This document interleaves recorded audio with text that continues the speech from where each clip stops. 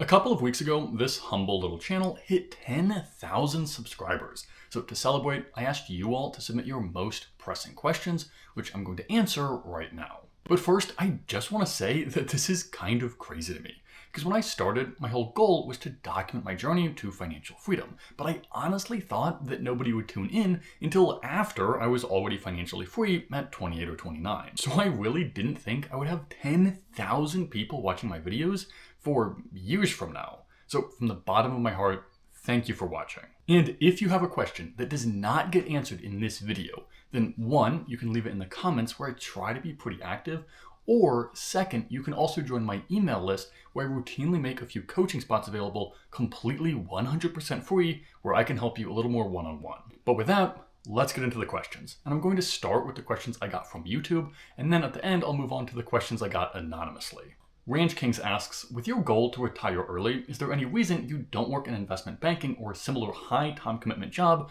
with high pay? The truth is that I do work in a high time commitment and high paying job. Right now I work for Amazon, who is definitely known for long hours, but they're also known for very high pay. So in terms of something like investment banking, if I'd thought about it beforehand, maybe I would have gone that route. But when I was choosing my major in college, I was really interested in the world of cybersecurity and especially cybercrime. And I wanted to work in a job that I actually cared at least a little bit about.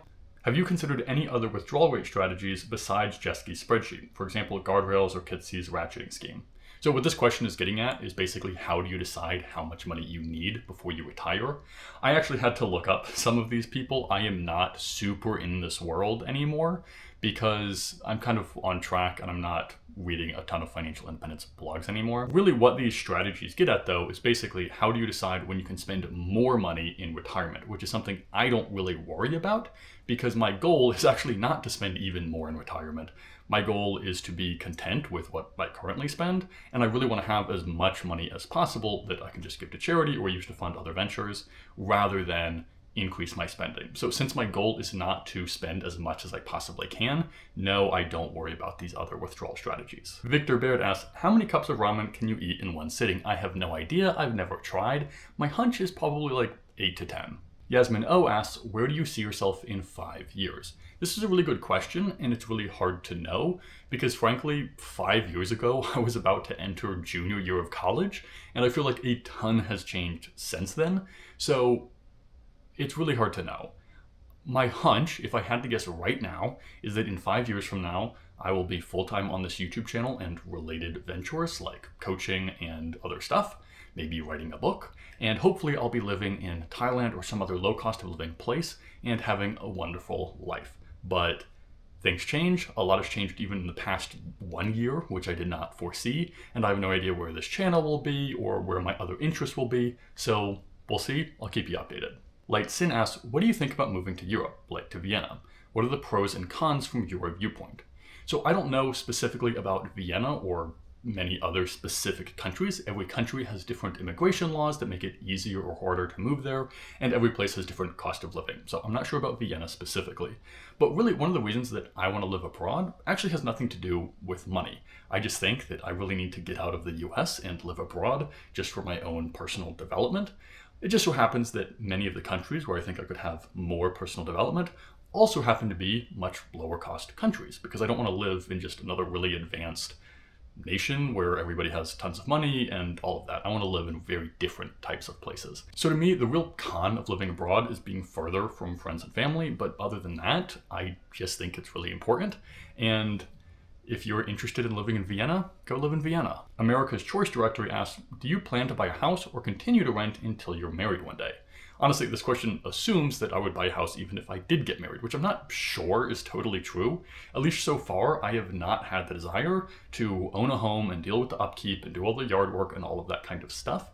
Especially right now, while I'm still young, I think that would just make me feel more trapped in one area. I probably wouldn't buy a house unless I was very confident I would live in a place for 10 plus years. And I have no idea when that's going to happen. So yes, I plan to rent for the foreseeable future. This is one of my favorite questions. Barney Stinson asks, have you given up on marriage and kids or dating? I wouldn't use the words given up.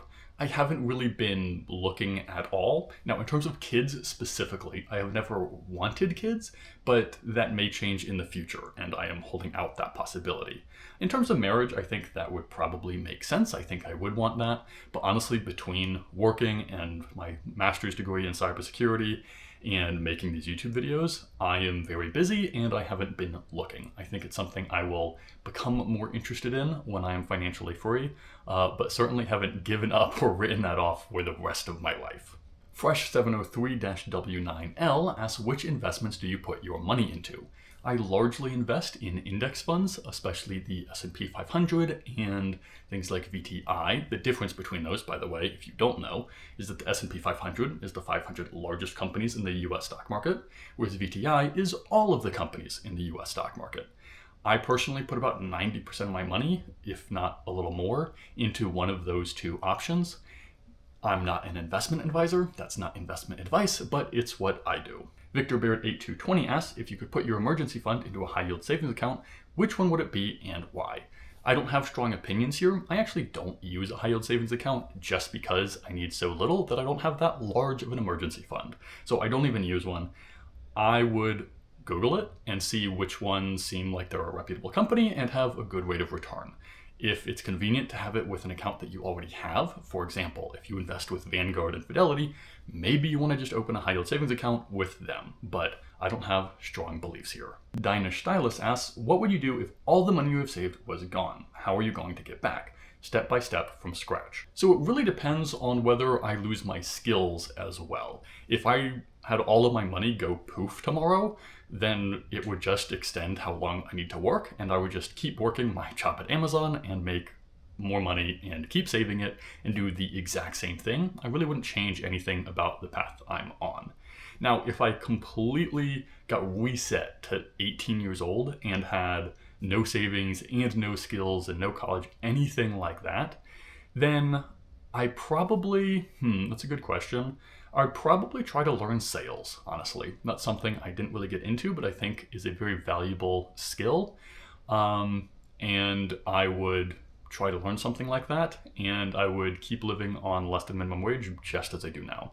I really wouldn't change that much about my approach. I just might change which career path I pursue, given what I know now. DUBLL100 asks, what are some fun, free things to do when everyone wants your money? My personal favorite is 1, going out in nature. I love hiking. I love being out in nature. Very few people charge for that. The other thing I really like to do, which is a little easier given where I live near Washington, D.C., is go to museums, because Washington, D.C. has some of the best museums in the world and they are 100% free. Anthony C2301 asks, what am I investing in? Talked about this earlier. I'm investing in very large market tracking index funds that have very low fees and that are very well diversified. That's pretty much it. I personally keep it super simple. Stereo1117 asks, would you consider yourself a minimalist? If so, how did you go about getting rid of stuff? Wonderful question. I do consider myself a minimalist, although since I live in such a small apartment, sometimes I still feel like I have a lot of clutter, even though I have way less stuff than most people. In terms of getting rid of my stuff, well, I became a minimalist when I was still in high school, so I hadn't accumulated a whole house worth of stuff like many people have. But I still had some things I had to get rid of, all the things that I had amassed over my childhood. And I think I got rid of most of those things either through yard sales or by giving it to, out where I live, the Ark or Goodwill is an equivalent, and giving it away. It's not that hard to get rid of stuff. Van Girl asked, do you take/buy any supplements or vitamins? Do you buy any Christmas gifts for family? Okay, first question, do I take or buy any supplements or vitamins? No, I do not. That doesn't mean you shouldn't. I have protein powder, which maybe sort of counts there. I hear good things about taking creatine, but I don't. Maybe you should. I don't know. This is not a health channel. Don't take my advice. Second, do I buy Christmas gifts for family? Christmas isn't a huge thing in my immediate family, but this year I will probably celebrate with my extended family, and yes, I probably will. In terms of giving gifts though, I generally prefer for things like acts of service or things that are a little more meaningful rather than just buying a thing. And then I also have, for example, one of my uncles just gives money to charity in my name as his gift to me every year, which I greatly appreciate. I think that is another great gift option. Phrase Claw 56 asks, where did you graduate from college? Did you feel drawn to computer science, or did you choose that because it can pay well? Do you have college debt? How did you pay for college? Lots of questions there. One, so where did I graduate from college? I went to a tiny school which you have probably never heard of called Knox College. It is in the middle of nowhere in Illinois, even though I'm not from Illinois. It's surrounded by cornfields, and the school itself was like 1,200 people. In terms of being drawn to computer science, I think I was probably going to do something related to engineering no matter what. I definitely was drawn specifically to the world of cybersecurity. The way I thought about this is back when I was in high school, I was sort of thinking about what's the most interesting thing that I feel like I can do. Because there are lots of things that I think are interesting. I think physics and specifically astrophysics is super interesting, but I really did not want to get a PhD and become an astrophysicist. So computer science and specifically cybersecurity was something that I thought would be really interesting and really cool that I could do with a bachelor's degree. The money definitely played into it, especially as I got a little older, but I think I was interested in that career no matter what. But for a long time, when I was a kid growing up, for a long time I thought I was going to go into the military. So I think that was sort of a natural move of going to cybersecurity instead of the military as I started to want to make more money. In terms of college debt, I was fortunate to not graduate with any college debt. A few things contributed to this. One, I had about a 60% scholarship, which covered 60% of my college. Then my great-grandmother left all of her will so that it could only be used for educational costs, so that helped a little bit. And then my parents, this is actually kind of funny, my dad's entire goal in terms of becoming wealthy was that he wanted to make sure he could put his kids through college without us having to do the same amount of work that he had to put himself through college. So I was very fortunate to not have to pay for college. So I actually graduated college with some savings, which by the way, I do not count when I'm doing my net worth tracking on this YouTube channel, because what I would have done is I would have taken all of the money I made from the campus jobs I worked and from the internships, and I would have used that money to pay for college. So I keep that money separate in my accounts because I know that that's what I would have used that money for, and I know that not everyone can do that. But in the world of computer science, I had 2 internships. One of them paid, I think, $18 an hour. The other one paid like $27 an hour. That definitely would have been able to cover a lot of my college costs. And then during the school year, at one point I was working 3 campus jobs. I was a computer science tutor, I was a resident assistant, and at one point I was also a model for the art class because they needed people to pose so they could draw them. So between all of that money, I think that would have covered most of my college costs. Now the other thing is that if I really had to pay for my own college, I would not have gone to the college I went to because it was a very expensive college. I would have gone to a cheaper state school. I probably would have gotten a half ride for an academic scholarship, and I probably could have gotten a half ride for an athletic scholarship. So I probably wouldn't have had to pay for college no matter what. Josh Animation 6405 asks, in one of your more recent videos, you said you'd quit your government data analytics job because you'd foreseen a layoff. So I'd like to ask you about what the current job market for data analytics is like, if it's like computer science, and if it's worth getting a college degree for it in 2025. So I really don't know about the entire market. I was able to get another job very quickly. I applied for a job, Amazon reached out the next day, and it just sort of worked out. I did not spend a lot of time putting out applications. I think I put out literally 4 applications, and one of them turned into a job.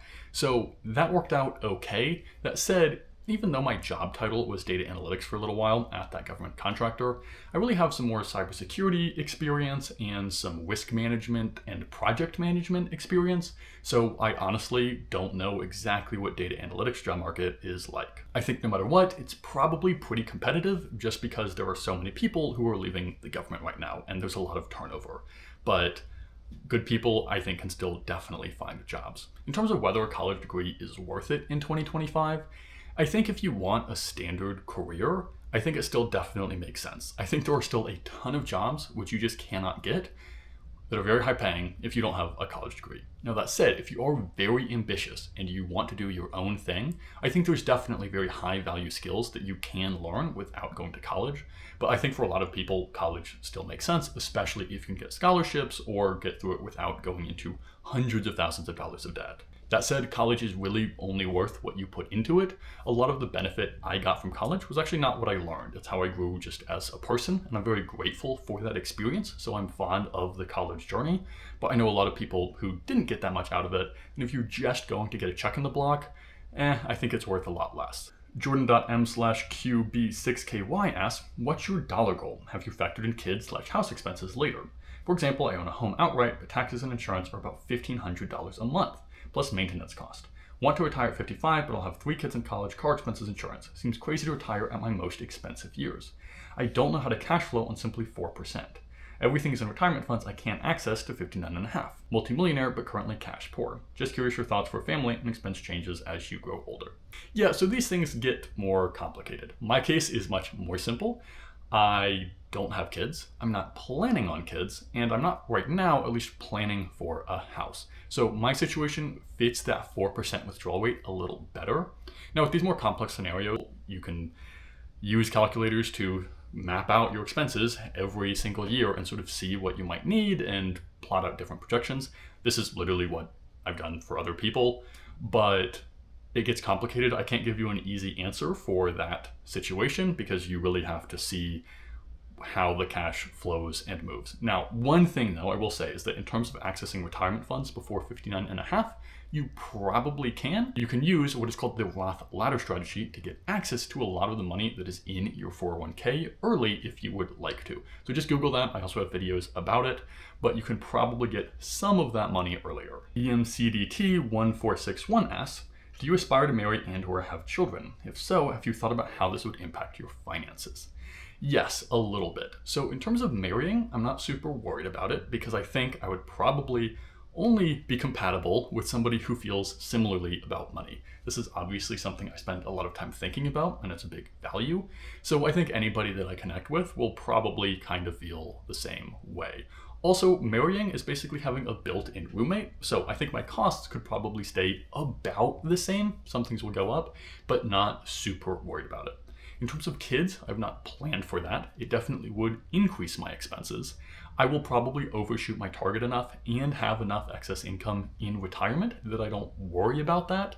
But yeah, it would certainly make my expenses go up.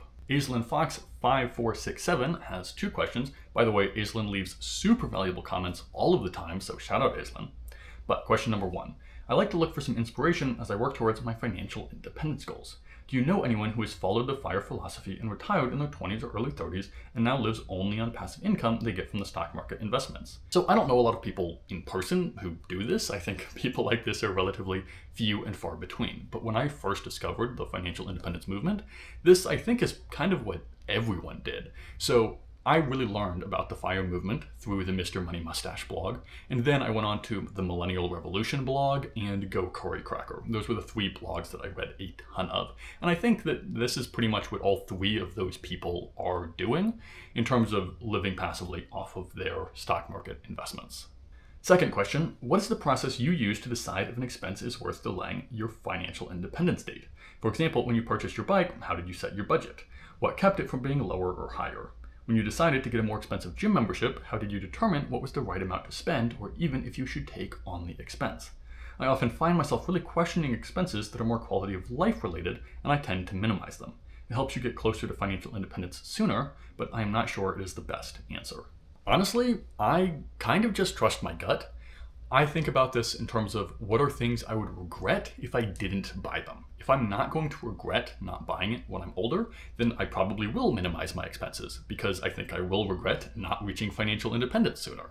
So by default, I generally spend as little as I can to reach financial independence. It's really only things that I feel like I will miss out on if I don't invest in them now that I will make that expense. But really, I trust my gut. I don't have a calculator. I just do what feels right. Kobe Cards asks, what is your plans for retirement after you achieve financial independence, retire early? What will you do in your spare time? Honestly, I will probably make a lot more YouTube videos. I also like to actually work with people because as much as I like making videos that thousands of people see, I really like working either one-on-one or in small groups with people where I can really see the impact of this stuff because I know this stuff literally changes lives. So that stuff gets me really excited. So I will like to spend a lot more time actually working with people, a lot more time working on this channel. Maybe I'll write a book. I'd like to move abroad, all of that. Victor Beard 8220 asks, do you recommend doing do-it-yourself work on your own personal vehicle at one of those places with tools and a lift that will let you pay a daily rate to work on your car yourself for maintenance and repairs? This really depends on whether you know what you're doing. I personally would have no idea what I'm doing. but I also don't own a car, so it's sort of a moot point. If you can figure it out, if it's something simple and you know what needs to be done and you can follow a tutorial, that probably is the cheaper route, but I'm really not the car maintenance guy. I literally don't own one. Rosalio5045 asks, what are your plans post-retirement? Will you want to move countries for the sake of culture or geo arbitrage? Will you want to stay frugal for life, or is there a big purchase you have considered? Yes, so I just answered in terms of how I want to spend my time. In terms of moving abroad, I would like to move abroad both for culture and the geo arbitrage. Very convenient that I can get both. I really feel like I have to move abroad even if it wasn't cheaper, but it's also a benefit that it is cheaper. Now, in terms of staying frugal for life, I think there are some expenses that probably will increase. Maybe not if I live abroad, but if I stayed in America, I think I probably would spend more money on housing. And I probably will eventually have a car, I think. But I think I will stay frugal forever. I think spending more money just actually would not make that much difference on my life, and I would rather use that money for other things which are more important to me. Because what I think is really important is I feel like I have enough. And this is what I try to help people realize and understand, is that if you always want more stuff, you are just by definition never satisfied. And if you're never satisfied, you're not content. And that sounds sucky. So I really feel like I already have enough. And I think this is the most important mindset that you can learn. This is what I have learned to do, and it's what I try to teach other people how to do, is to actually be content with enough. So yes, some expenses will go slightly up, but I do plan to stay frugal forever. River's Edge-E9Y asks, what's the worst financial decision you've ever made? Wonderful question. I'm actually kind of embarrassed by this, but probably the biggest mistake I made is that I did not open a Roth individual retirement account, or Roth IRA, when I was in college. I was working internships, I was working campus jobs, so I had earned income, but for whatever reason, I just didn't think about it, and I did not open a Roth individual retirement account until after I had already graduated college. This probably doesn't make a huge difference, but I could have stacked away around $20,000 that would never have to be taxed ever when I withdraw that money if I had opened a Roth IRA. But I did not, so I may have to pay more taxes when I withdraw that money. Chimchalera8069 asks, what is your daily routine like? So I actually just finished up filming a morning routine video that will release, I don't know when, but at some point in the future. But honestly, it's very simple. I wake up, I do pretty much nothing except get ready for work and go to work. I don't eat until around 10 or 11, and then I work until the afternoon, and then I usually work out, and then I bike home, and then I work on YouTube videos, and that's about it. Caroline DS97 asks, are you in favor of budgets, e.g. allocate $50 to clothing per month? Or do you think the less the better is applicable and only buy when needed? So for me personally, I do not use a budget. I only buy what I need. I don't buy anything else. I feel like budgets sort of assume that you have to keep your spending in check, and it's putting a limit on your spending. I don't need that because I'm trying to spend as little as possible anyways. For other people, budgets can definitely help. They were definitely a good guideline, but I do feel like just this mental model that you have to hold yourself in check is not the ideal end state. So they can be useful, but I think ideally you can get away from them. Bowmaster5169 asks, can you realistically reach financial independence on a low wage, like outside of the US? In some countries, minimum wage is like $300 per month. So it really depends on what savings rate is possible. It doesn't really matter how much money you spend or how much money you earn. What really matters is what percentage of your income do you have to spend. And as long as you can live on, say, 50% of your income, then it is absolutely possible to retire early. If you have to spend, no matter what, there is no way to not spend 90% of your income, then it's very difficult. So this varies all over the place. How much money you can make and how much money you spend is different literally everywhere. But chances are the average person almost everywhere spends more than they absolutely have to survive.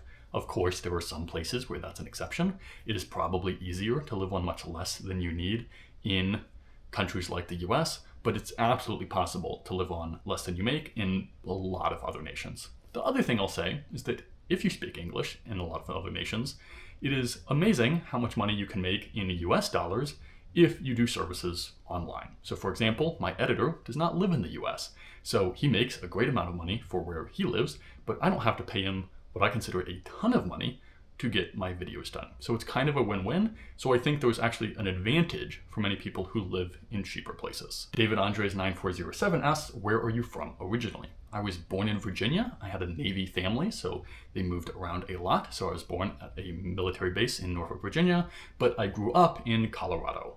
Fatima 9610 asks, is cybersecurity a good career to get into? Is it AI-proof career and is it in demand? Also, did you study computer science first?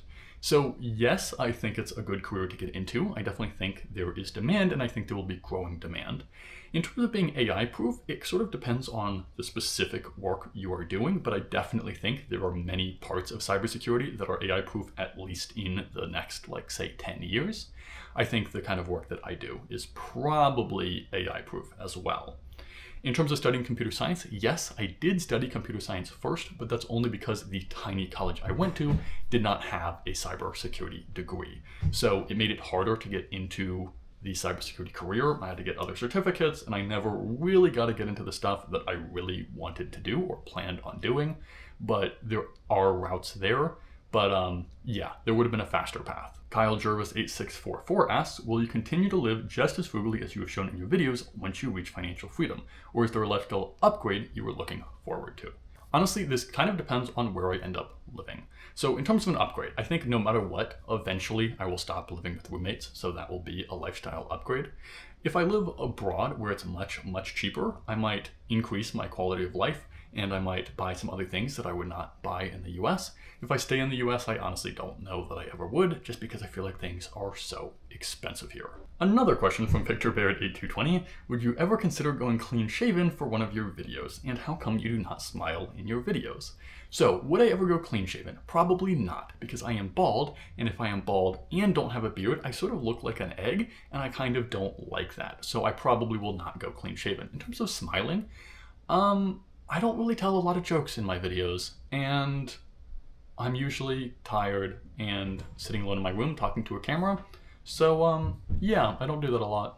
Mandy Alexander 7115 asks, thoughts on gold? I don't have a lot of thoughts on gold. I don't really know what its return has been over the past 30 years, but my hunch is that it has been way, way lower than the stock market. So I personally do not own any gold, and I have no plans to. There's not really any reason for gold to increase in value in the same way that a business should increase in value. So not a part of my portfolio and probably never will be. Shacked in a Fool 1850 asks, thoughts on a motorcycle in terms of needing a vehicle. Much cheaper to buy, solid used ones for $2,500 to $3,000, solid protective gear would be like $1,000 total. Much better gas mileage, cheaper maintenance. Could be problematic in colder climates, but I want to hear your thoughts on it for someone who does need a vehicle for day-to-day use. Yes, I think they can be okay. I think for me personally, I would rather have an electric bike if I could. Just easier, more portable, cheaper, all of that kind of stuff.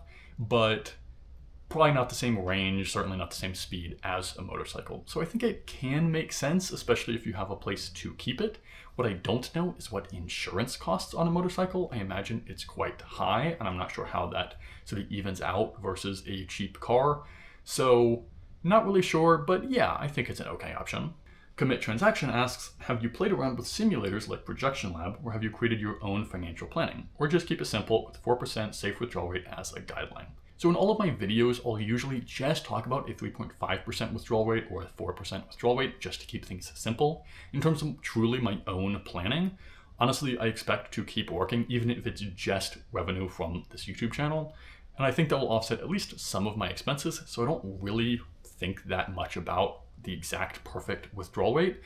I just sort of assume 4% will probably be even safer than I need. So I haven't played around with a lot more other stuff. Now I have built my own calculator, which I use to help other people do some of the planning. Maybe I'll link that in the description if I remember. Hopefully I do. And that allows me to sort of play with sort of year by year and how different investment returns might change. But for myself, I keep it very simple. Jonathan L9676 asks, are there any costs you wish you could reduce further? I would say the big thing that kind of bothers me is that I think it's sort of ridiculous that I still have to pay $750 a month just for a place to sleep.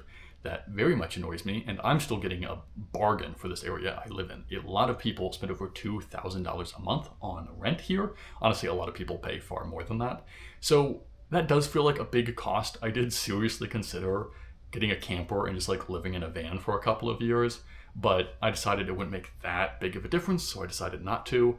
But yeah, I wish I could reduce rent. Patel16 asks, while you are maxing out your 401k and HSA, which investments or stocks have you invested in that you think has contributed to your net worth increase the most?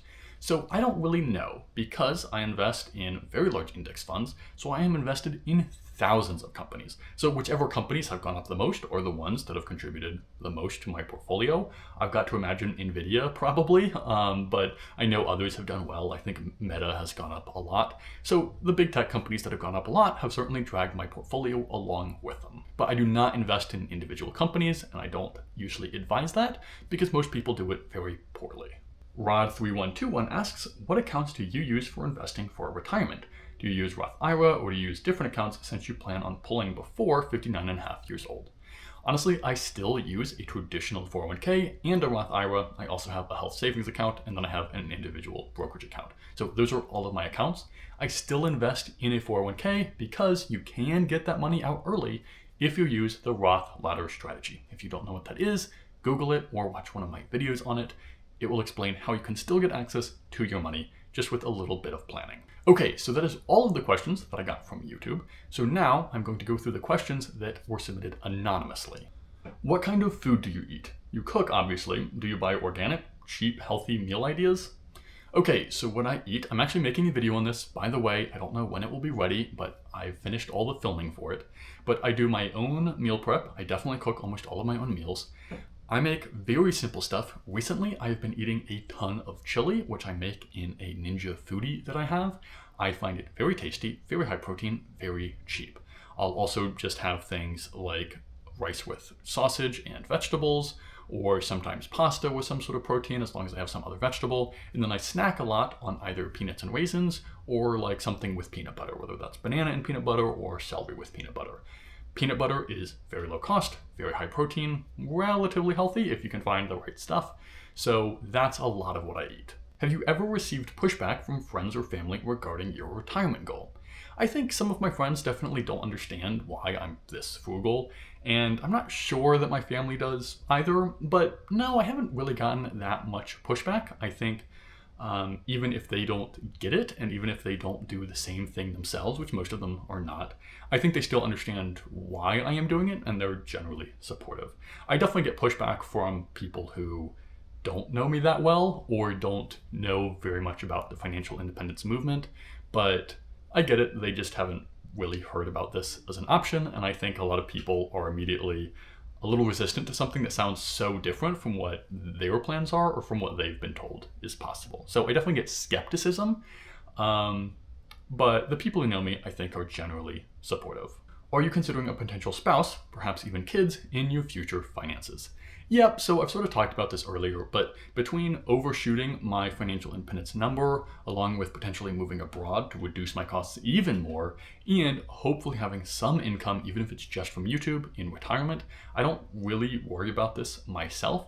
It definitely is something that's a little hard to predict if it's something that I still consider in the future by the time I reach financial independence, especially kids. They're very unpredictable. But I don't super worry about this. If you went back to being a freshman in college, what would you have changed? So I guess one of the biggest things is I wish I started this earlier. So I discovered the financial independence movement back when I was in high school. And back then I knew that I was going to document my journey to financial freedom. But I did not start that for another 4 years until after I graduated college. And I wish I started getting more experience with writing and filming and talking to a camera and getting a lot better at a lot of these skills that I now use, because really the first couple of years of creating content and documenting my journey, I made a ton of mistakes and those videos suck, and I didn't make videos about the things I should have because I didn't know what I was doing. So I wish I paid down that ignorance debt faster and earlier.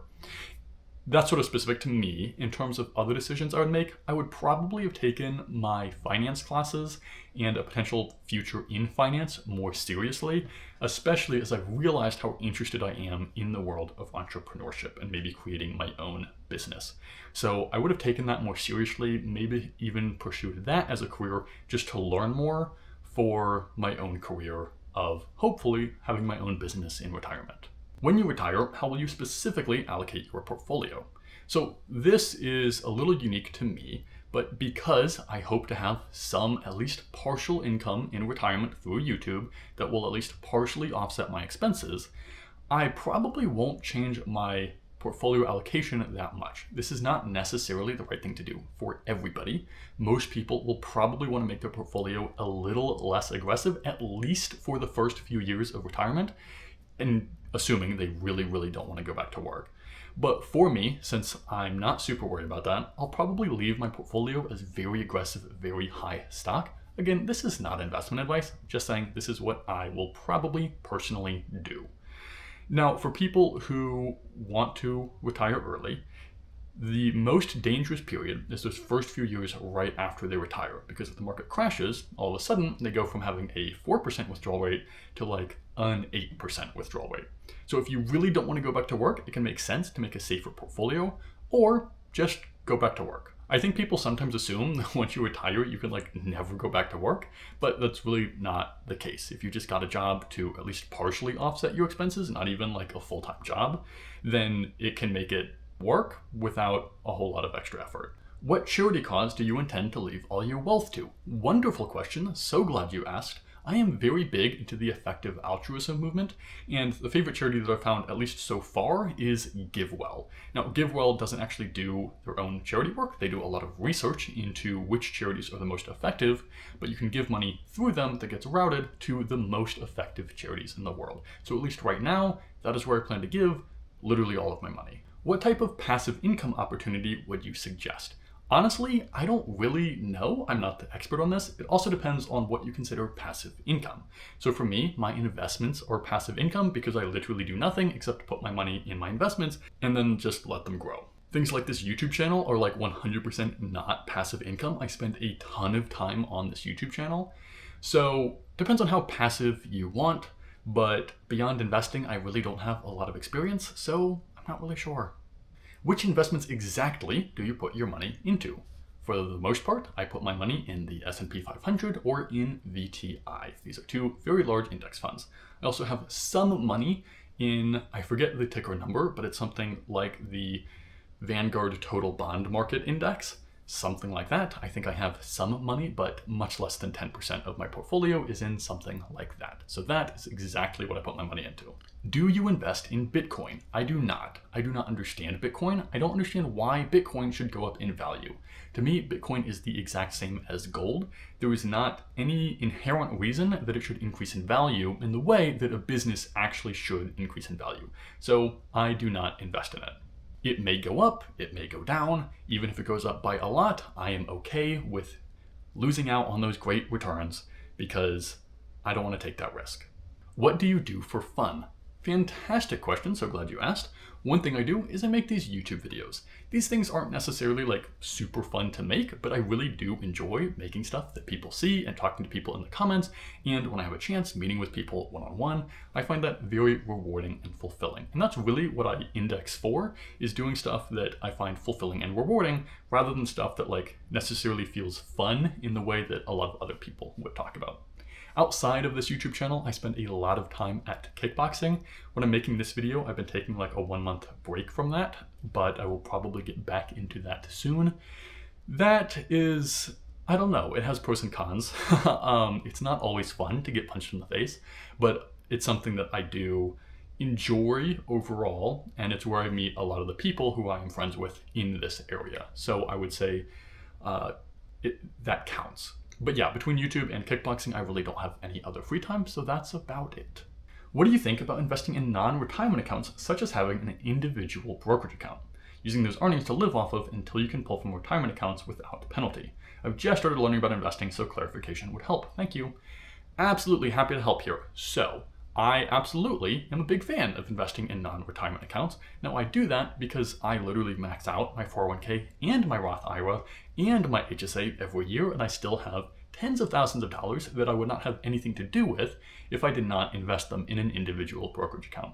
So if you're in that situation, I think they're a wonderful option to use, and I certainly use one myself. Now, in terms of withdrawing money from retirement accounts without penalty, remember, just look up the Roth ladder strategy. That will help you get some of your money out of retirement accounts if you invest in a traditional 401k. So there's definitely options there, but either way, an individual brokerage account is a great thing to have. Do you plan to invest into individual stocks and index funds, or just primarily index funds? How will you determine how much you will reinvest when you do reach your number? Like, are you aiming for lean coast or fat fire? So I do not invest in any individual stocks at this moment. I don't like spending my time trying to guess which companies are going to go up and which will go down. And most people who do try to do that don't do a very good job of it. That's not how I want to spend my life, and I have no confidence that I would succeed in beating the market. So no, I really just invest in index funds. Now, in terms of how much I will reinvest, what I think this is getting at is how much I will withdraw more than how much I will reinvest. I'm not quite sure.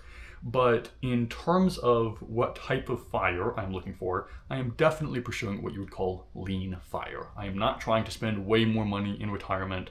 I am definitely not trying to save up a nest egg and then just like let it sit and spend all my money for 10 years, which is what Coast Fire is.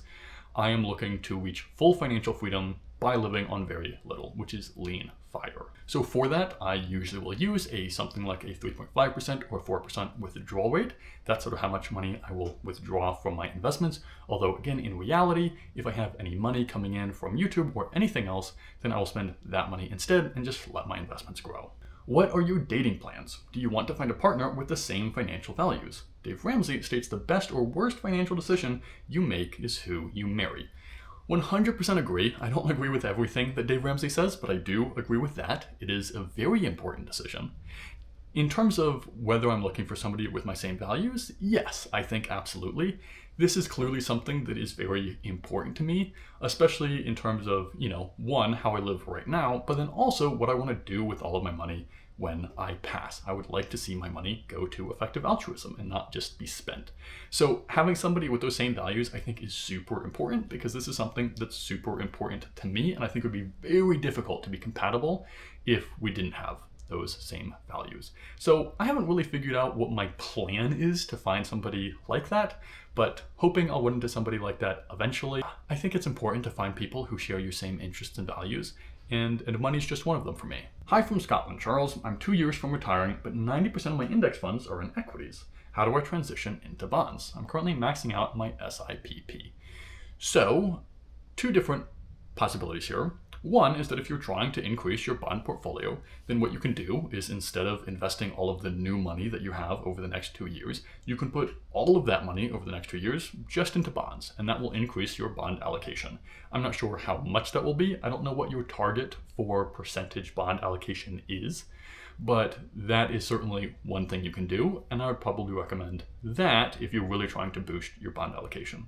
The other thing you can do is you can sell your stocks and then buy bonds instead.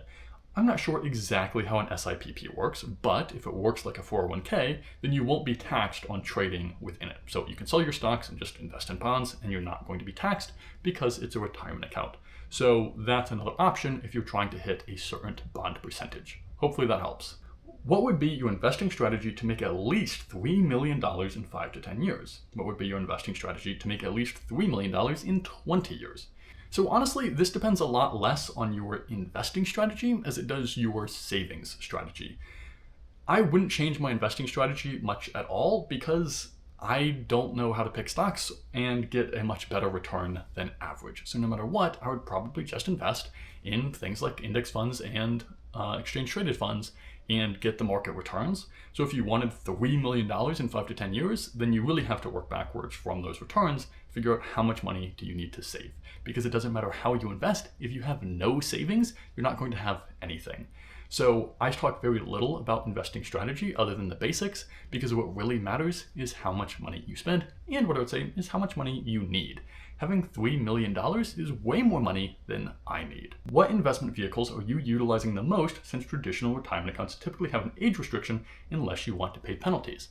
I've talked about this already, but definitely look up the Roth ladder strategy that allows a 401k to get all that money out early. So I am using a 401k, a Roth IRA, and a health savings account, along with an individual brokerage account. But I'm not worried about getting access to that money early. How do you find shared rooms/spaces with others? I assume some background checks are involved, especially when moving to a new city for the first time. In fact, no background checks are involved, at least on my end. Hopefully my landlord does one. They sort of did for me, but this isn't really something I am super involved with, and I just rented the room rather than knowing any of the roommates before I moved here. And it was the same in my last place. And the way I think about this is like when I went to college. I didn't know my roommate beforehand, didn't know anything about them. I assumed the college wanted them there, and I assumed they were going to be okay, but I didn't do a background check or any of that stuff. Now, maybe this is a privilege that I have as being a 6 foot tall, 200-pound man who is a trained kickboxer. I don't really worry about it that much.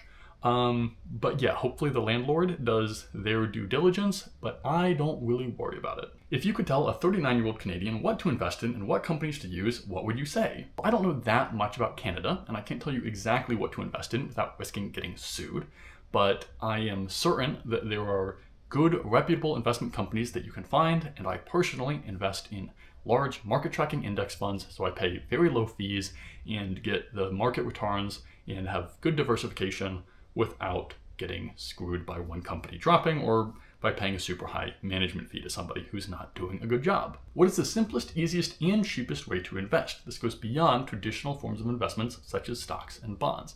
Well, frankly, I really don't know a simpler, easier, or cheaper way to invest other than investing in the stock market. So that's what I do. That's most of what I talk about.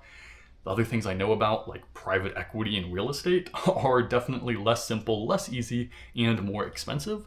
So I invest in the stock market. What advice would you give to a 36-year-old single woman starting over in the Arab Gulf region? Well, I know basically nothing about the Arab Gulf region, so the advice I would give you is the same advice I would give pretty much anybody, which is spend less than you make, take the difference, invest it, and eventually you will be financially free. And if you have a question that I did not get to answer in this video, then one, you can drop it in the comments, or second, if you would like some more one-on-one support, you can join my email list where I occasionally will make free coaching spots available so we can work together and I can help you with whatever questions you have. In the meantime, check out this video right here where I think you'll learn a lot, and thanks so much for watching.